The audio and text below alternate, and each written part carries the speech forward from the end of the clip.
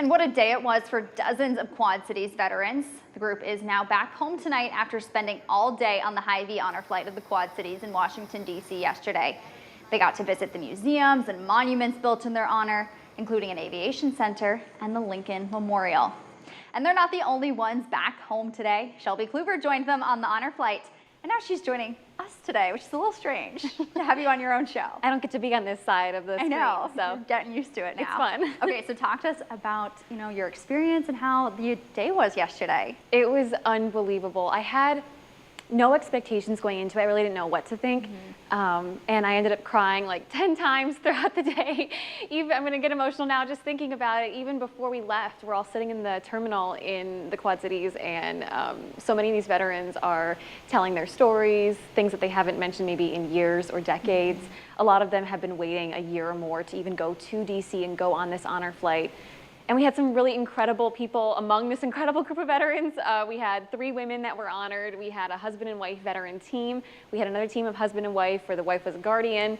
And then we had 4 brothers and their childhood friends. So basically 5 brothers that all went on this trip. Okay, so talk to us about all the memorials you guys got to visit. We did 9 memorials, monuments, and museums in one day, which was crazy. It's a lot. It was wild. And of course it poured rain the whole time, and most of these are outside. But it didn't dampen their spirits. We got to see the Lincoln Memorial, Vietnam, the Iwo Jima. We went to the Air and Space Museum, the Air Force Memorial, stuff that I hadn't seen in years. It was incredible. Yeah, well, I know you were just saying it makes you a little bit emotional to talk about. What were kind of those special moments to you? Oh my gosh. There was a lot of times when veterans would be standing off by themselves and staring at things. And you'd just go up and say, how are you doing? What are you thinking about? And the amount of times that I heard people say, well, I never saw combat, so I don't think I deserve to be on this honor flight. Oh my gosh, it's making me emotional now, because you hear the stories of the sacrifices they made and being away from their families for years at a time, losing friends and their own loved ones in combat. And they said to be in this situation with other people that maybe feel the same way as them, to be with guys that did get to see combat, was so validating and something they hadn't experienced ever before. Yeah, well, I bet it was super cool to just listen to them kind of reflect on their own experiences and their lives. Then. Absolutely, absolutely. And they had such good advice too. I mean, how could they not? Okay, so talk to us a little bit about, what the mood was on the trip, kind of that overall feeling that the veterans had.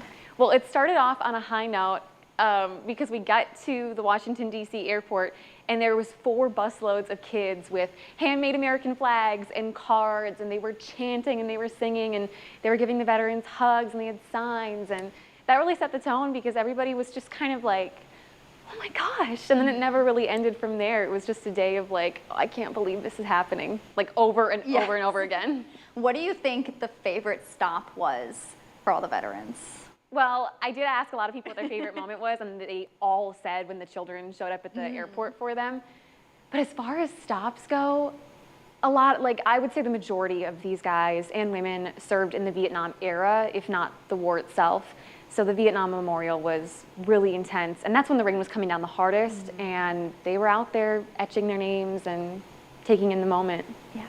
Well, okay, so last question. We always cover the honor flight when they go. They go pretty often, but we haven't gone on a flight ourselves in a while. Last year, our managing editor got to go, so how did we get to go on this particular flight? So when it comes to honor flights, there are 3 to 4 a year from the Quad Cities. It's one of the most in the entire country. This was the 60th overall honor flight, but each one is sponsored by a different sponsor, and this one was Hy-Vee. So the 14th Hy-Vee Honor Flight. We got to go on the Hy-Vee Honor Flight last year. They do one every year, and I guess they liked our work, so how could we got invited back? Well, they do have some more work that Shelby's going to show off. She's got so much more from the honor flights in store for you guys tonight, so you can watch her whole special report coming up tonight on News 8 at 6.